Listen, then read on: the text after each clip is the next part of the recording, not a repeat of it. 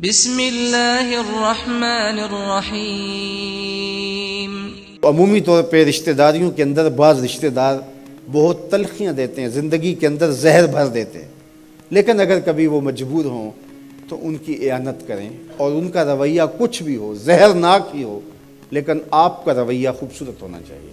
آپ مجھے اگر پوچھیں کہ سب سے بہترین صدقہ، سب سے افضل صدقہ کون سا ہے، تو سب سے افضل صدقہ جو مجبور ناراض رشتہ دار کو دیا جائے، جو رشتہ دار آپ کا شریک بن کے ہر جگہ پہ کھڑا ہوتا ہو، ہر خاندانی میٹنگ میں، ہر خاندانی ایونٹ میں آپ کے مخالف کھڑا ہوتا ہو، آپ کو نیچا دکھانے کی کوشش میں لگا رہتا ہو، اور کسی وجہ سے وہ کمزور پڑ جائے، مالی مشکلات میں مبتلا ہو جائے، اور آپ اس کی مدد کرنے کی پوزیشن میں ہوں، تو آپ کا نفس آپ کو کبھی بھی اس کی مدد کرنے پہ آمادہ نہیں کرے گا، آپ کا نفس روکے گا، آپ کہے گا کہ یہ تو ہمارا شریک ہے، تو سانپ کو دودھ پلائیں، اب تو اس کا سر پاؤں تلے آیا ہے، اس کو تو کچل دے، یہ تو میرا دشمن ہے، اس کو طاقت دوں۔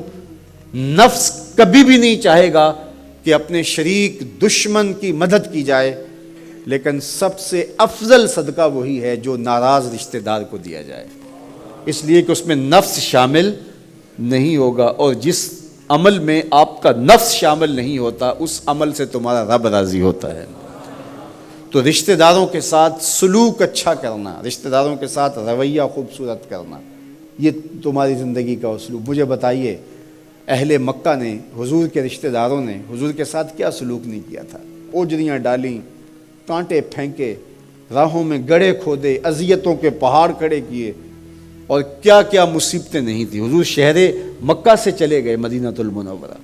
اب جب فتح مکہ ہوا تو حضور جب تشریف لائے تو ناقہ پہ سوار ہیں، تو اب یہ تھر تھر کانپ رہے ہیں سارے رشتہ دار حضور کے، برادری کے لوگ۔ انہیں پتہ تھا کہ آج ہمارا آخری دن آ گیا ہے، اور اگر بڑا بھی رحم ہوا تو کم از کم ہمیں شہر بدر تو کر ہی دیا جائے گا۔ اب حضور تشریف لائے، سب کو جمع کیا، کہا کہ بتاؤ میں تمہارے ساتھ کیا سلوک کروں؟ تو انہوں نے کہا کہ آپ کریم باپ کے کریم بیٹے ہیں، ہمیں آپ سے اچھے سلوک کی توقع ہے، اور ان کو توقع یہ تھی کہ ہمیں قتل نہ کیا جائے، شہر سے نکال دیا جائے۔ تو آقا کریم نے فرمایا اذهبوا انتم الطلقاء، جاؤ چلے جاؤ، میں تمہیں معاف کرتا ہوں۔ اور آج تم سے وہی کہتا ہوں جو حضرت یوسف علیہ السلام نے اپنے بھائیوں سے کہا تھا، لا تثریب علیکم اليوم، جاؤ چلے جاؤ، تم سارے آزاد ہو۔ اور حضور نے سب کو معاف کر دیا۔ معاشرے کے کمزور لوگوں کی حضور علیہ السلام مدد کرتے، ان کا بوجھ حضور اٹھا لیتے۔ دکھیوں کا، کمزوروں کا، لاچاروں کا بوجھ اٹھانے کا مزاج پیدا کرو، لوگوں کی ضرورتوں کو پورا کرنے کی کوشش کرو، اپنے کندھوں پہ بوجھ اٹھاؤ اور ان کا بوجھ ہلکا کرو، یہ مزاج پیدا کرو۔ یہ تمہارے نبی علیہ السلام کی سنت ہے۔ وہ چاہے تمہارا دشمن ہی کیوں نہ ہو، لیکن اس کا بھی بوجھ کم کرو، اس کا بوجھ اپنے ذمہ لو۔ جس کا کوئی کمانے والا نہیں، معذور ہے، اپاہج ہے، لاچار ہے، زیادہ بچوں کا بوجھ ہے، اور ذرائع آمدن تھوڑے ہیں، تو آپ کثیر العیال لوگ ہیں جن کا کوئی مددگار نہیں ہے، آپ ان کی مدد کرتے ہیں، ان کے کام آتے ہیں، آپ ان کے لیے کمائی کرتے ہیں۔ یہ بات ذہن میں رکھیے، کمائی کرتے ہوئے 3 نیتوں کا استحضار رہنا چاہیے، 3 نیتیں آپ کے ساتھ جڑی رہنی چاہیے، تو آپ کا کاروبار، آپ کا رزق کمانا بابرکت ہوگا۔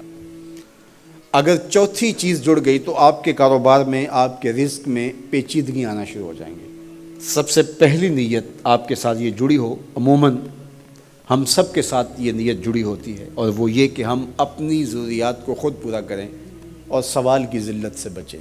دوسرا مقصد، جو میرے زیر کفالت لوگ ہیں، وہ بچے ہیں، بیوی ہے، بوڑھے والدین ہیں، وہ چھوٹے بہن بھائی ہیں، یا جو لوگ بھی میرے زیر کفالت ہیں، ان کی ضروریات کو میں نے پورا کرنا ہے، اور اس کے لیے میں یہ رزق کما رہا ہوں۔ تیسرا مقصد ہمارے ساتھ جڑا ہونا چاہیے، اور جب بھی ہم کمائی کر رہے ہیں تو ہمارے ذہن میں یہ بات ہو کہ معاشرے کے وہ لوگ، وہ میری گلی میں ہیں، میرے رشتہ داروں میں ہیں، میرے محلے میں ہیں، یا کہیں اور ہیں، جن کا کوئی کمانے والا نہیں ہے اور مجبور ہیں، میں ان کی مدد کروں گا۔ اللہ مجھے اس کاروبار سے، اس وسیلہ رزق سے اتنا عطا کر دے کہ میں اپنے بچوں کی کفالت بھی کروں گا، اپنی ضرورت بھی پوری کروں گا، اپنے والدین کی خدمت بھی کروں گا، اور معاشرے کے ان کمزور لوگوں کی مدد بھی کروں گا۔ وہ کام جن کے ذرائع نہیں ہوتے آمدن کے بلکہ اخراجات ہوتے ہیں، میں ان کاموں میں لگوں گا۔ مدارس دینیاں ہیں، مساجد ہیں اور دیگر ایسے کام ہیں، میں یہ خدمت کروں گا، اس لیے میں کما رہا ہوں۔ تو یہ رزق بابرکت ہوگا، اور آپ بیٹھے اپنے دفتر کی کرسی پہ ہوں گے، تمہارا رب تمہارے نامہ اعمال میں ثواب لکھا رہا ہوگا، فرشتے نیکیاں لکھ رہے ہوں گے۔ تو یہ سراسر دین ہے، یہ سراسر اچھائی ہے، نیکی ہے، عبادت ہے۔